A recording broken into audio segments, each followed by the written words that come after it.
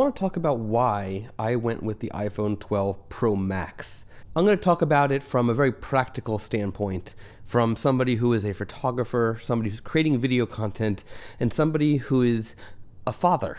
So here we are, it is 2020, almost the end of 2020, and the new iPhone 12s came out. There are 4 iPhone 12s, and I am currently using the iPhone 12 Pro Max, and it's sitting on top of a switch pod. I am hand holding this right now, and as you can see, it's pretty sturdy just being handheld. But it's also kind of narrow. I'm pretty close to the camera. But one of the cool things about the iPhone 12 Pro Max is this. Now I am in its wide lens. Yes, the iPhone 12 Pro Max has a wide lens, which was the #1 selling point for me as somebody who does video content, and for somebody who loves wide-angle photography. You see, this wide lens is very wide. I used to use, on my iPhone 10, I had the Moment lens. It was the 18mm wide view. It's pretty wide when you add it to your phone.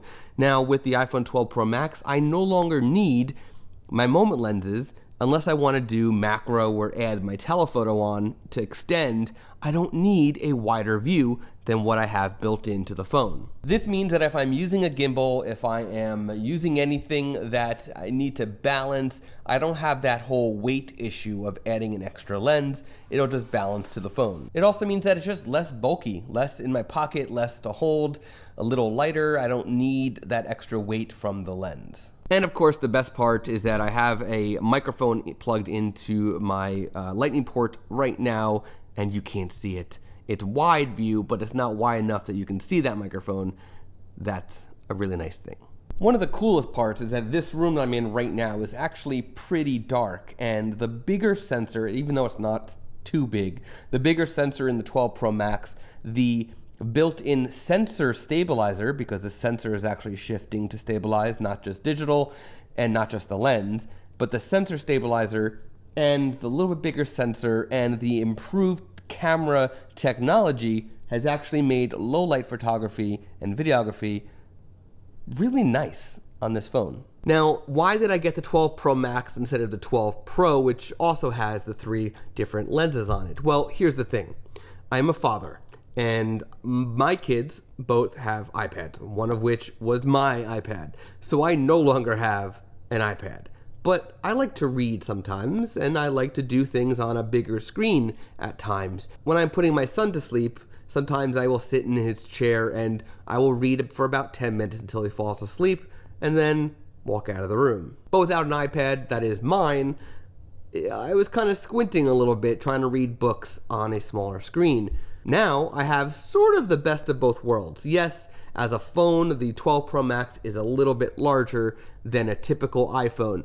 However, at the same time, it's smaller than an iPad, which means that I've got a decent sized screen for reading text from ebooks if I want, but also smaller than an iPad. To me, it's sort of 2 birds, 1 stone when it comes to reading content.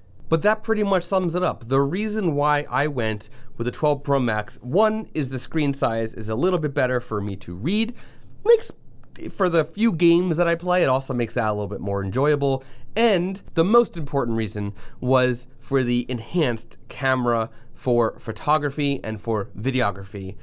Just having that wide lens, having the little bit better sensor quality makes a big difference in the long scheme of things. And as somebody who usually has a camera with them wherever they go, it does make it nice that sometimes I can leave my camera at home and just rely on my iPhone for the times when I just want a break from a bigger camera. By the way, did you check out the video about the heads-up display? This thing is amazing. Did you wind up getting an iPhone 12? Which version of the iPhone 12 did you get? Did you get the 12 mini, the 12, the 12 Pro, or the 12 Pro Max? Comment. Let me know which you got and why did you choose the one that you chose. And if you like this video, click that subscribe button right now. I publish new videos every Monday and Thursday, whenever possible. You don't want to miss it.